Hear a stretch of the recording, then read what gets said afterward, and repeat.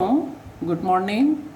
यहाँ ये सवाल है, 24 किलोग्राम द्रव्यमान के एक पिंड पर 120 न्यूटन का एक बल 2 सेकंड तक लगाया जाता है।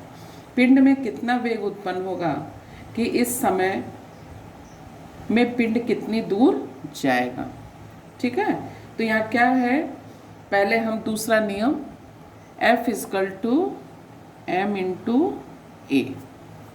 ठीक, यहाँ पर A निकालेंगे पहले हम। क्यों A निकालेंगे? क्योंकि F दिया हुआ है, F दिया है 120 न्यूटन और M दिया हुआ है A = F/m।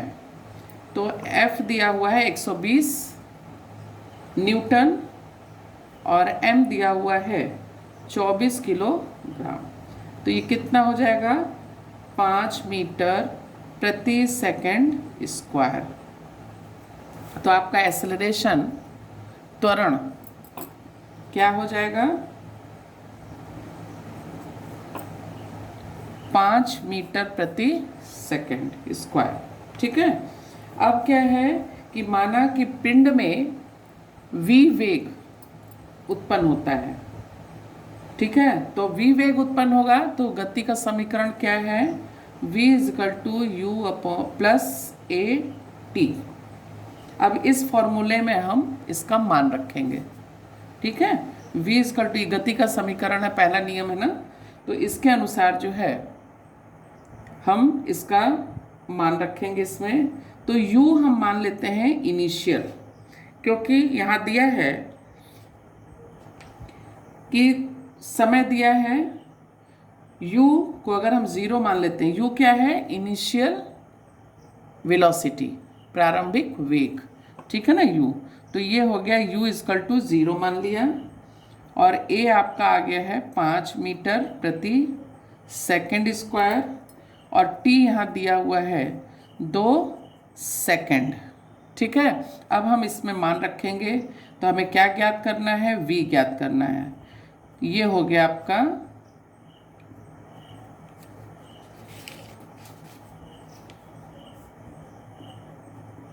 10 मीटर प्रति सेकंड।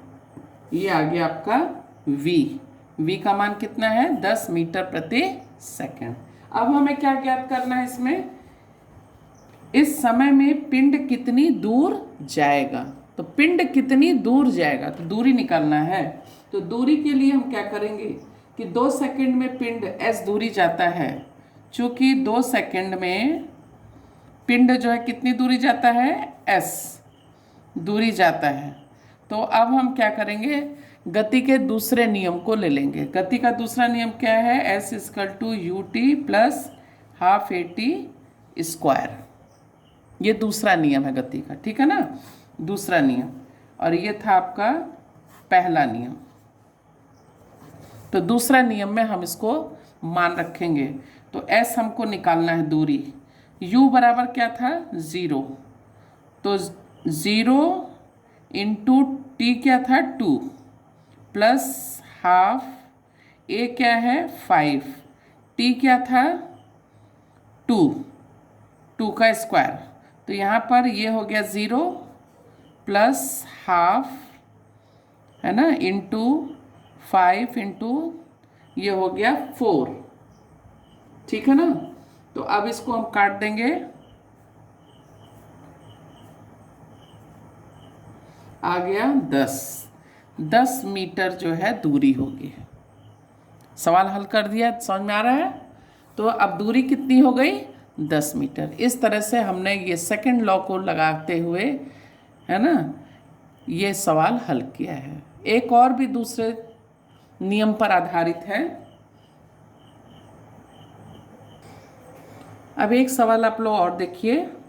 2 पिंडों के द्रव्यमान का अनुपात 3:4 है। 2 पिंड हैं, उनका द्रव्यमान क्या है? 3:4।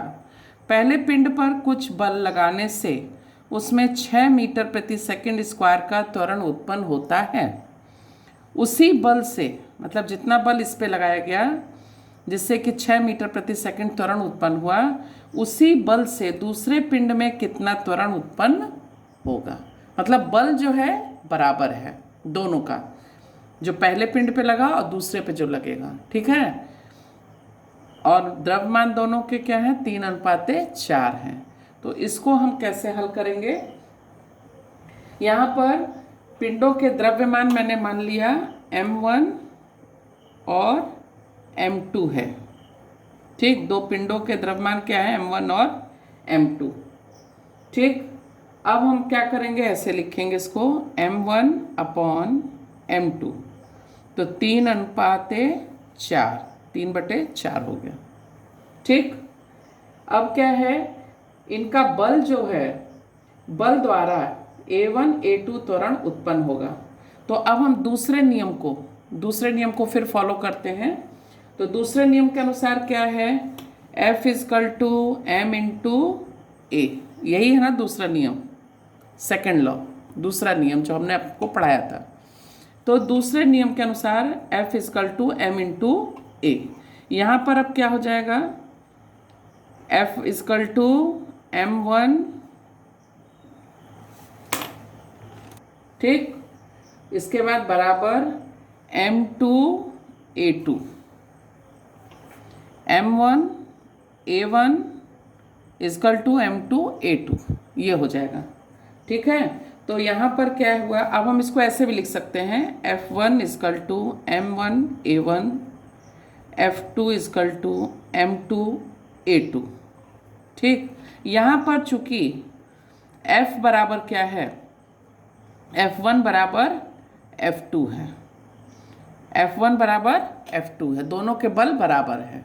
जो F1 लग रहा है वही F2 बल हो रहा है, ठीक है। तो दोनों के बल क्या है, बराबर हैं।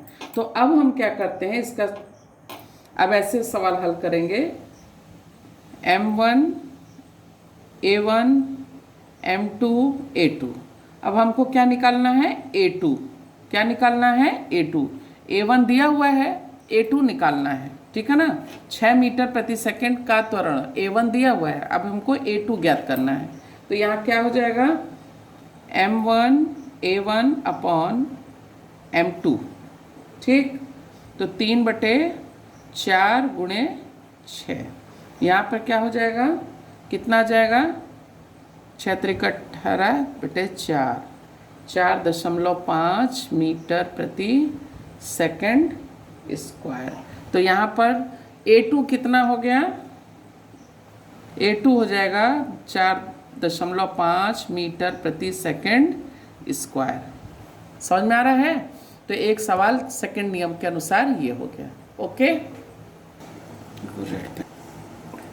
इसमें एक सवाल और है, वेग समय ग्राफ में, ये वेग समय का ग्राफ है, इसमें एक गेंद का द्रव्यमान 20 ग्राम है। गेंद एक टेबल पर सीधी रेखा में लंबे समय तक चल रही है, ठीक। उस गेंद को विराम अवस्था में लाने के लिए टेबल के द्वारा कितना बल लगाना चाहिए। प्रश्न है कि टेबल के द्वारा उस गेंद पर, उसको विराम अवस्था में लाने के लिए, लगातार चल रही है तो विराम अवस्था में लाने के लिए कितना बल टेबल के द्वारा लगाया जाए कि वह किस अवस्था में आ जाए, विराम अवस्था में। तो ये ग्राफ है, यहाँ पर आप देख रहे हैं आप लोग, इसमें हमने वेग को दिखाया है इधर और समय को दिखाया है इधर। समय सेकंड में है और वेग जो है सेंटीमीटर प्रति सेकंड में है, ठीक है, यहाँ पर। तो अब हम क्या देख रहे हैं कि 0, ये इनिशियल, यहाँ पर वेग क्या है, 0, u दिखा रहा है। हमने आपको पहले बताया था कि प्रारंभिक वेग को हम किससे दिखाते हैं, u से डिनोट करते हैं। यहाँ पर u क्या है, 0 है, ठीक। तो u है यहाँ 0 इनिशियल, लेकिन 0 नहीं है, यहाँ 0 सेकंड पर वेग कितना है, 20, वेलोसिटी कितनी है, 20 सेंटीमीटर मीटर प्रति सेकंड। यहाँ पर वेलोसिटी कितनी है 20 मीटर प्रति सेकंड स्क्वायर। ठीक है, 20 मीटर प्रति सेकंड स्क्वायर इसकी वेलोसिटी है। ठीक है, तो अब हम इसको क्या करेंगे, लिख लेंगे 20 सेंटीमीटर प्रति सेकंड और इसको हम बदल लेंगे मीटर प्रति सेकंड में। ठीक है, तो मीटर प्रति सेकंड में बदल देंगे तो क्या हो जाएगा 2 इंटू 10⁻⁻1। ठीक है, ये बदल जाएगा किसमें, मीटर प्रति सेकंड में। ठीक, इसके बाद अब हम क्या देखेंगे, m दिया हुआ है 20 ग्राम, तो 20 ग्राम m है, इसको भी हम किस में बदल लेंगे, kg में। 20 ग्राम को हम किस में बदल देंगे, kg में, तो क्या हो जाएगा 0.02 kg। इसको हम किस में बदल लेंगे, 2 इंटू 10⁻⁻2 kg। ठीक है, इसमें बदल लिए और ये हो गया आपका kg में m। अब हमको क्या ज्ञात करना है, v अंतिम वेग, फाइनल वेलोसिटी। ये तो आपकी इनिशियल थी, तो 0 पे कितना, 0 सेकंड पर कितना था वेग इसका, 20 मीटर प्रति सेकंड। ठीक है, यहाँ पर आ गया वेलोसिटी, यहाँ पहले सेंटीमीटर पे लिखा है, तो ये हो गया आपका u इनिशियल। अब हमको क्या ज्ञात करना है, v ज्ञात करना है फाइनल। फाइनल में यहाँ पर आप देख रही हैं कितने पे आया, 10 सेकंड। 10 सेकंड पर विराम अवस्था में ये आ गया। ठीक है, तो अब हम यहाँ पर क्या ले रहे हैं, विराम अवस्था, यहाँ v क्या आएगा फाइनल, 0। v क्या होगा, 0। ठीक है, मीटर प्रति सेकंड। अब हमको क्या निकालना है, T2 माइनस T1। टाइमिंग में चेंज है, चेंज इन टाइम। ठीक है ना, यहाँ 0 था, यहाँ 10 है, तो हमको क्या करना है, T2 माइनस T1 ले लेंगे हम। ठीक है, T2 कितना है 10, T1 कितना है 0, तो यहाँ कितना हो गया T 10 सेकेंड। ठीक है, कितना हो गया 10 सेकेंड। अब इसका मान हम किस में रखेंगे, अब हम एसिलरेशन पहले निकालेंगे, इसका त्वरण, एसिलरेशन निकालेंगे त्वरण। त्वरण के लिए क्या करना पड़ेगा हमको, हमने आपको पहले पढ़ाया था सेकंड नियम में, त्वरण v minus you upon T. तो यहाँ पर v क्या हो गया 0 माइनस u क्या हो जाएगा 2 इंटू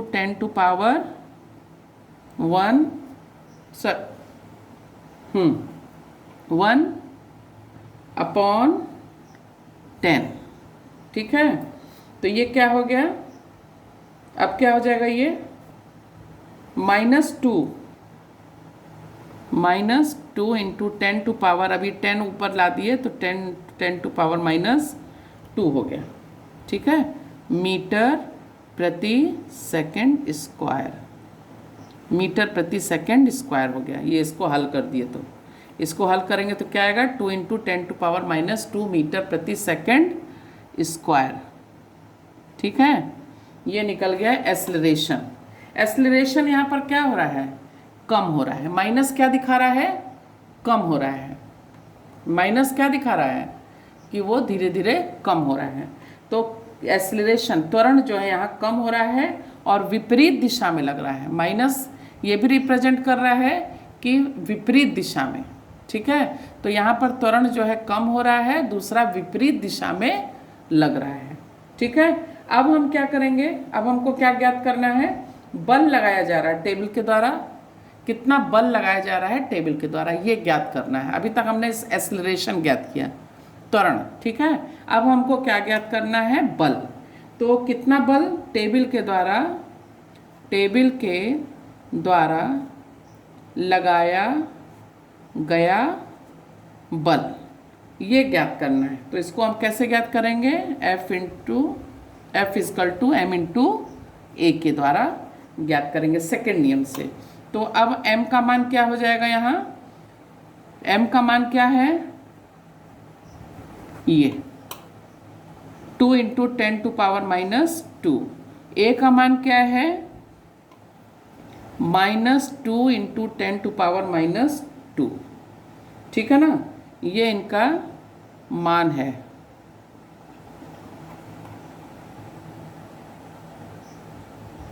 ठीक, अब यहाँ पर क्या कर देंगे इसको हम, माइनस है तो विपरीत दिशा में लग रहा है, टेबल के द्वारा बल लग रहा है, लेकिन कैसा लग रहा है, यहाँ पे हमने बताया ना कि विपरीत दिशा में लग रहा है, एक्सेलरेशन कम हो रहा है लेकिन विपरीत हो रहा है, विपरीत दिशा में लग रहा है। तो अब इसको हम सॉल्व करते हैं तो क्या आएगा, -4 इंटू 10 टू पावर -4 न्यूटन बल, ये आपका हो गया बल। F equal to -4 into 10 to power -4 newton. ठीक है, ये क्या दिखा रहा है, माइनस यहाँ क्या रिप्रेजेंट कर रहा है, माइनस ये दिखा रहा है कि जो टेबल के द्वारा बल लग रहा है वो इतना बल लग रहा है लेकिन विपरीत दिशा में लग रहा है। ठीक है, तो ये अब आपका सवाल हो गया हल। मुझे विश्वास है कि आप लोग को समझ में आ गया होगा। ओके बच्चों, अब हम आपको भी दूसरे नियम पे 2-3 सवाल जो समझाए, उसके बाद अब हम आप पे आते हैं न्यूटन के तीसरे नियम पे। न्यूटन का तीसरा नियम क्या है, जब भी कोई एक वस्तु दूसरी वस्तु पर बल लगाती है तो दूसरी वस्तु भी पहली वस्तु पर उतना ही बल लगाती है। इसे क्रिया प्रतिक्रिया का नियम भी कहते हैं। मतलब क्या हुआ, जैसे बैट और बॉल है ना, बॉल आती है तो बैट से आप क्या करती हैं, बैट से बॉल मारी जाती है। तो बैट जो है बॉल पे जो क्रिया की, ठीक है, बल लगा, बैट से बल लगाया गया और बॉल को मार दिया गया, तो बॉल भी जो है उतना ही बल बैट पे लगाती है, उतना ही बल बैट पे लगाती। बस अंतर क्या है, बल दोनों के बराबर रहते हैं, लेकिन अंतर क्या है कि बैट के द्वारा गेंद पर बल लगाया गया, गेंद के द्वारा विपरीत दिशा में बल पर बैट पर लगाया गया बल। मतलब गेंद जो है बैट पर जो बल लगा रही है वो विपरीत दिशा में हो गया। ठीक है, तो क्रिया क्या हो गई, बल्ले के द्वारा गेंद को मारना क्रिया हो गई, लेकिन गेंद के द्वारा जो बल्ले पर क्रिया हुई उसको कहेंगे प्रतिक्रिया। ठीक है, कोई भी चीज़ अगर हम एक बल लगाते हैं किसी भी चीज़ पर तो वो ही उतना ही बल वो भी हमारे पर लगाती है। कहने का ये मतलब है कि कोई भी एक वस्तु, अगर जैसे अभी हमने बैट बॉल का आपको एग्जाम्पल दिया कि बैट और बॉल, लेकिन बस अंतर क्या है कि विपरीत दिशा में लगता है। ठीक है ना, बैट बॉल का अंतर ये है कि बैट से हमने मारा, बल लगाकर गेंद को तेजी से, क्रिया हो गई, लेकिन गेंद जो है उतना ही बल बैट पर भी लगा रही है लेकिन विपरीत दिशा में लगा रही है। ठीक है ना, गेंद जो प्रतिक्रिया कर रही है वो किस दिशा में लग रहा है, बॉल बैट पे लग रहा है, तो वो विपरीत दिशा में बल लग रहा है। ठीक है, यही है तीसरा नियम। इसका एक एग्जाम्पल आपको बताएं, जैसे कुएं से पानी खींचा जाता है रस्सी के द्वारा, तो जब मनुष्य जो भी खींचता है बल लगाता है, और उतना ही बल बाल्टी में जो भरा पानी है ना, बाल्टी मतलब हम बाल्टी खींचते हैं पानी भरा हुआ तो बल लग रहा है, हम उतने बल से खींच रहे हैं, और बाल्टी भी जो है मनुष्य को उतने ही बल से अपनी ओर खींच रही है। होता क्या है, अगर बीच से रस्सी टूट जाती है तो बाल्टी पानी कुएं में गिर जाती है भरा, और वो जो व्यक्ति खींच रहा है मनुष्य वो जाके पीछे गिरता है, क्योंकि दोनों में बल लग रहा है लेकिन दोनों का समान बल है लेकिन विपरीत दिशा में है। एक क्रिया कर रही है, दूसरी प्रतिक्रिया कर रही है। चाहे बाल्टी क्रिया करे चाहे मनुष्य क्रिया करे, कोई एक क्रिया कर रहा है और एक प्रतिक्रिया कर रहा है। इसी तरह बैट बॉल में भी हमने कहा कि एक क्रिया है और दूसरी प्रतिक्रिया है। अब चाहे आप बैट को बॉल पे क्रिया कहेंगी, चाहे बॉल का बैट पे, मतलब एक क्रिया करता है दूसरा उसके प्रतिक्रिया करता है विपरीत दिशा में। कोई भी बल, एक क्रिया और दूसरी प्रतिक्रिया का समान बल है लेकिन दिशा उसकी विपरीत है, तो एक क्रिया है और दूसरी प्रतिक्रिया। इसी तरह नाव पे हम लोग गंगा जी में जाते हैं, नाव पर, नाव से जब उतरते हैं तो नाव से हम क्या करते हैं, नाव को पैर से पीछे ढकेलते हैं, है ना, पीछे ढकेलते हैं और आगे बढ़ते हैं। तो जब हम पीछे ढकेलते हैं तो नाव भी उतने ही बल से हमको आगे की ओर ढकेलती है और हम नाव से आगे जाकर मिट्टी पे अपना पैर रखते हैं, उछलते कूद के, है ना, कूद के। तो ये क्या है, क्रिया और प्रतिक्रिया। हम बल लगाते हैं, जितने बल से नाव पे पीछे ढकेलते हैं उतना ही नाव हमको बल लगाकर, समझ में, जितने झटके से हम नाव को पीछे की ओर हटाते हैं उतने ही प्रतिक्रिया करके वो हमें आगे की ओर फेंकती है। अब नाव क्या फेंकेगी, नाव पानी में है तो पानी पे दाब पड़ेगा, बल पड़ेगा, पानी भी उतना ही तेजी से नाव पर प्रेशर डालेगी और नाव हमको आगे की ओर फेंकेगी। ठीक है, तो ये समझ में आया। तो ये क्रिया और प्रतिक्रिया है।